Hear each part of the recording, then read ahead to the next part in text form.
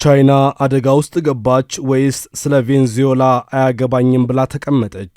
ዶናልድ ትራምፕ ቻይና ለ10 ዓመታት ስትገነባ የቆየችውን ግንኙነት ለማደፍረስ ጥቂት ሰዓታት ብቻ ፈጅቶባቸዋል። የቬንዙዌላው ፕሬዝዳንት ኒኮላስ ማዱሮ በሌሊት በተፈጸመ ወረራ ከመያዛቸው ከጥቂት ሰዓታት በፊት ከከፍተኛ የቻይና ዲፕሎማት ጋር በቤተ መንግሥታቸው ውስጥ በነበራቸው ውይይት ላይ ዢ ጂንፒንግን ታላቅ ወንድሜ ሲሉ አወድሰዋቸው ነበር። ቻይና በነዳጅ በበለጸገችውና በደቡብ አሜሪካ ካሏት የቅርብ አጋሮቿ መካከል አንዷ በሆነችው ቬንዙዌላ ላይ ከፍተኛ መዋዕለ ንዋይ አፍስሳለች። የመንግሥት መገናኛ ብዙሃን ያንን ለማረጋገጥ የፕሬዝዳንቱና የዲፕሎማቱን ስብሰባ ቪዲዮ አሳይተዋል። ይህ ተንቀሳቃሽ ምስል በፈገግታ የተሞሉት ዲፕሎማትና ፕሬዝዳንቱ በሁለቱ ሀገራት መካከል ከተደረጉት 600 ስምምነቶች መካከል አንዳንዶቹን ሲገመግሙ ያሳያል። ቀጥሎ ለዓለም ሕዝብ የታየው የማዱሮ ምስል ግን በአሜሪካ የጦር መርከብ ላይ አይናቸው ተሸፍኖ እጃቸው በካቴና ታስሮ ግራጫ የሌሊት ልብስ ለብሰው የተነሱት ነው። ቻይና አሜሪካ በሉዓላዊት መንግሥት ላይ የወሰደችውን እርምጃ በማውገዝ በዓለም ዙሪያ ካሉ በርካታ ሀገራት ጋር ተቀላቅላለች። አሜሪካን እንደ ዓለም ዳኛ እየሆነች ነው ብላ የከሰሰችው ቻይና የሁሉም ሀገራት ሉዓላዊነትና ደህንነት በዓለም አቀፍ ሕግ መሠረት ሙሉ በሙሉ መጠበቅ አለበት ስትል ትናገራለች። ከነዚህ መራር ቃላት ጀርባ ቤጂንግ በደቡብ አሜሪካ ያላትን ቦታ ለማረጋገጥ ብቻ ሳይሆን ከትራምፕ ጋር ያለውን አስቸጋሪ ግንኙነት ለመቃኘት የተጠና እርምጃ መውሰዱ አይቀርም። ከዚህ ባሻገር በቀጠናው በአሜሪካና በቻይና መካከል ያለው አዲስ ፉክክር ሙሉ በሙሉ ያልተጠበቀ ለውጥ በማምጣቱ የሚቀጥሉትን እርምጃዎች ለመወሰን ጥንቃቄ የተሞላበት ስሌት ታደርጋለች ተብሎም ይጠበቃል። ብዙዎች ይህንን ለቻይና አምባገነን የኮሚኒስት ፓርቲ ገዢዎች እንደ ድል አድርገው ይመለከቱታል። ነገር ግን ቤጂንግ ለ10 ዓመታት ስትገዛበት የኖረችውን ዓለም አቀፍ ደንብ አሜሪካ ከጣሰች በኋላ ምን ማድረግ እንዳለባት ያለማወቅ አደጋም እርግጠኛ ለመሆንና ብስጭት ተጫጭኗታል። የረጅም ጊዜ ወዳጅነትን መመስረት የምትፈልገው ቤጂንግ ትርምስን አትወድም። በሁለተኛው የትራምፕ የሥልጣን ዘመን ደግሞ በተደጋጋሚ የሚታየው ትርምስ ፈላጊነታቸው ነው። ፕሬዚዳንቱ በዓለም ሀገራት ላይ የጣሉት የንግድ ታሪፍን የተቋቋመችው ቻይና ለአሜሪካና ለዓለም የማኑፋክቸሪንግና የቴክኖሎጂ ኩባንያዎች ምን ያህል ጠንካራ እንደሆኑ አሳይታለች። አሁን ግን ቻይና አዲስ ፈተና ገጥሟታል።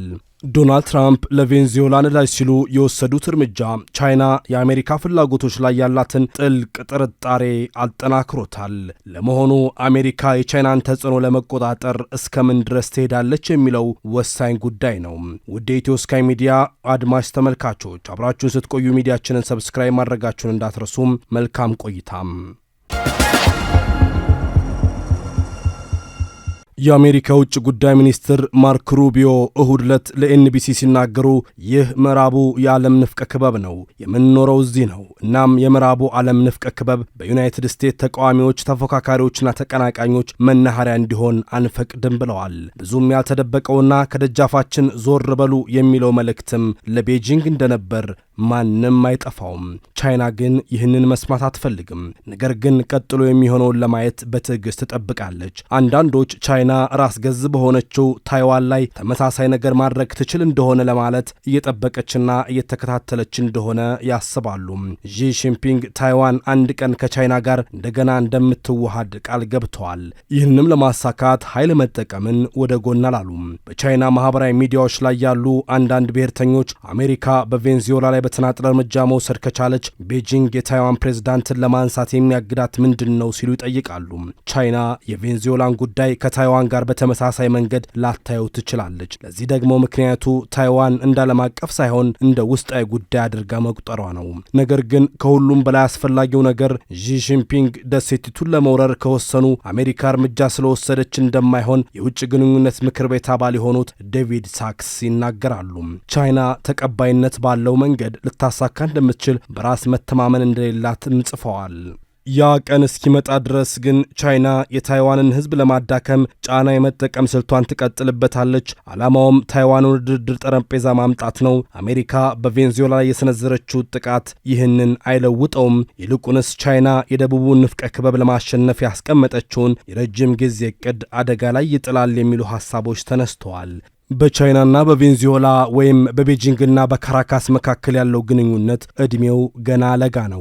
ቻይና ነዳጅ ዘይት የምትፈልግ ሲሆን ቬንዙዌላ ደግሞ ገንዘብ ትፈልጋለች።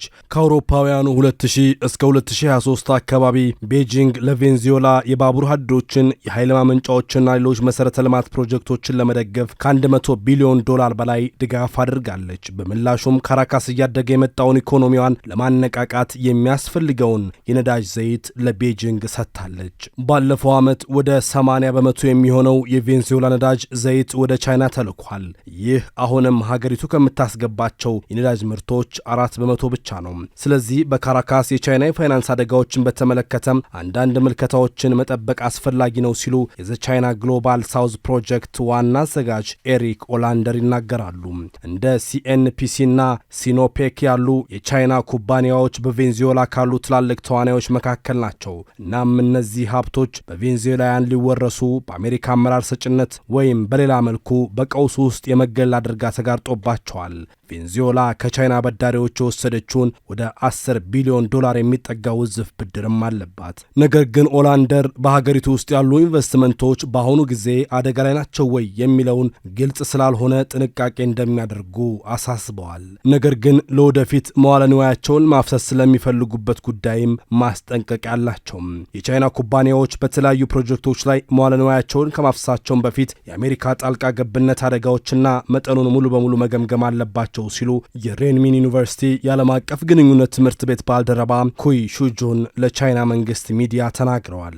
ቤጂንግ ከአሜሪካ ጋር የተፈራረመችውን የንግድ ስምምነት አደጋ ላይ መጣል አትፈልግም፣ ነገር ግን በላቲን አሜሪካ ያላትን ቦታ ማጣት አትፈልግም። በተለይም እንደ ትራምፕ ያልተጠበቀ ውሳኔ በሚወስን የዓለም መሪ ያለበት ሁኔታ ያንን ሚዛን መጠበቅ ከባድ ይሆናል ሲሉ ይገልጻሉ። ለቻይና የሚያሳስበው ነገር በደቡብ አሜሪካ የሚገኙ ሌሎች ሀገራት የአሜሪካን አላስፈላጊ ትኩረት ላለመሳብ በማሰብ ከፍተኛ የቻይና ኢንቨስትመንቶች በሚመለከቱ ሁለት የማሰብ ሊጀምሩ ይችላሉ ሲሉ ኦላንደር ይናገራሉ። ይህ ቀጠና ለቻይና ወሳኝ የምግብና የኃይል እንዲሁም የተፈጥሮ ሀብቶች ምንጭ ሲሆን የሁለትዮሽ ንግዱ አሁን ግማሽ ትሪሊዮን ዶላር ደርሷል። አሜሪካ የፓናማ መንግስት ከፓናማ መተላለፊያ ጋር የተያዙ የቻይና የወደብ ይዞታዎችና ኢንቨስትመንቶችን በሙሉ እንዲሰርዝ እንደምትፈልግ ግልጽ አድርጋለች። ይህም ለቻይና በማያወላውል መልኩ አሳሳቢ እንደሆነ ይታወቃል። ስለዚህ ቤጂንግ በዋሽንግተን ደጃፍ የገጠማትን ጦርነት በሌሎች መንገዶች ማሸነፍ ሊኖርባት ይችላል። ቻይና ደቡብ አሜሪካን በመማረክ ረገድ ትዕግስትና ጽናት አሳይታለች። የደቡብ ንፍቀ ክበብ የጋራ ጣፈንታ ያለው ማህበረሰብ መሆኑን በመስማማት በአንድ ወገን የሚደርስ ጉልበተኝነትን የሚቃወሙ ሀገራት ስብስብ ተፈጥሯል። ይህ መልእክት ከምዕራቡ ዓለም በተለይም በትራምፕ ዘመን ዋሽንግተንን በተመለከተ ስጋት ካላቸው መንግስታት አቋም ጋር ይስማማል። ቻይና ከጅምሩ ከአጋሮቿ ምን እንደምትፈልግ በግልጽ አሳውቃለች። አጋሮቿም የአንድ ቻይና መርህን ተቀብለው ታይዋን የቻይና አካል እንደሆነች እውቅና ይሰጣሉ። ቻይና ደግሞ የላቲን አሜሪካ ሀገራት ከታይዋን ጋር ያላቸውን ዲፕሎማሲያዊ ግንኙነት ወደ ቻይና እንዲቀይሩ በማሳመን ረገድ ከፍተኛ ስኬት አስመዝግባለች። ኮስታሪካ፣ ፓናማ፣ ዶሚኒካን ሪፐብሊክ፣ ኤልሳልቫዶር፣ ኒካራጓና ሆንዱራንስ ባለፉት 20 ዓመታት ውስጥ የ19 ትሪሊዮን ዶላር ስትራቴጂ አጋርነት ላይ ሲሰሩ ቆይተዋል። ኦላንደር ይህ በጣም ወሳኝ ነው፣ ምክንያቱም በቬንዙዌላ ያለው ሁኔታ በቀላሉ ወደ ቀውስ ሊያመራ ይችላል ይላሉ። አክለውም በኢራቅ የሆነውን አነርሳ። አሜሪካ የሀገሪቱ ነዳጅ ሀብት ምጣኔ ሀብቱን መልሶ ለመገንባት ይውላል ብላ ነበር። ያ ግን አልሆነም። አሁን የኢራቅ ድፍድፍ ነዳጅ ዘይትን በከፍተኛ መጠን የምትገዛው ቻይና ናት። በቬንዙዌላም ይሄው ሊከሰት ይችላል። በተቃራኒው ትራምፕ ከዋሽንግተን ጋር ያላቸው ግንኙነት ተለዋጭ ሊሆን እንደሚችልም አሳይተዋል። እናም ይህ ቻይና ራሷን ከመቼውም ጊዜ በበለጠም እንደተረጋጋ ሀገር ራሷን ለማስተዋወቅ እድል ሊሰጣት ይችላል። ለዓመታት የአሜሪካ ኮንግረስ ቻይና በደቡብ አሜሪካ ያላት ተጽዕኖ ትኩረት እንዲሰጠው ግፊት ሲያደርግ ነበር። እርምጃውን ወስዳለች። ነገር ግን ማንም እርግጠኛ ያልሆነውን ቀጥሎ የሚመጣውን ነው ተብሏል። በቬንዙዌላ እንዲሁም በአጠቃላይ በላቲን አሜሪካ በአሜሪካና በቻይና መካከል ያለውን ፉክክር ቁማር ነው። ቻይና ደግሞ በምንም መልኩ ቁማር መጫወትን ትጠላለች። ሩሲያ የቬንዙዌላ ዋነኛ መሳሪያ አቅራቢ ስትሆን፣ ቻይና ደግሞ ከፍተኛዋ የኢኮኖሚ አጋር ነች። ቻይና የቬንዙዌላ ዋነኛ በዳሪ፣ ዋነኛ የነዳጇ ገዥም ነች። እናም ለቻይና ቬንዙዌላ ዝም ብላ ሀገር ብቻ አይደለችም። በመሆኑም ቻይና የቬንዙዌላ ሉዓላዊነትና የግዛት አንድነት በማንኛውም ሁኔታ እንደምትደግፍ አሳውቃም፣ አሜሪካም ከዚህ ድርጊቷ እንድትቆጠብ ደጋግማ አሳስባለች።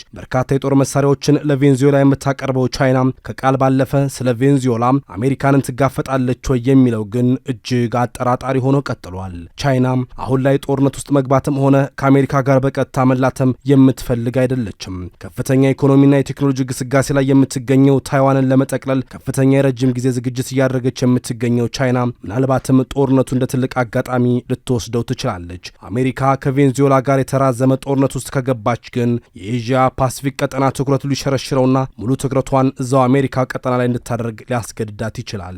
ይህ ደግሞ ቻይና ቀጠናውን በበላይነት ለመቆጣጠር አመቺ ሁኔታዎችን ይፈጥርላታል። በዩክሬን ጦርነት የተወጠረችው ሩሲያን ብትሆን እዛ ያለው ፋታ የማይሰጥ ጦርነትን ትታ ለቬንዙዌላ ገብታ ትከላከላለች ወይም ጣልቃ ትገባለች ተብሎ አይታሰብም።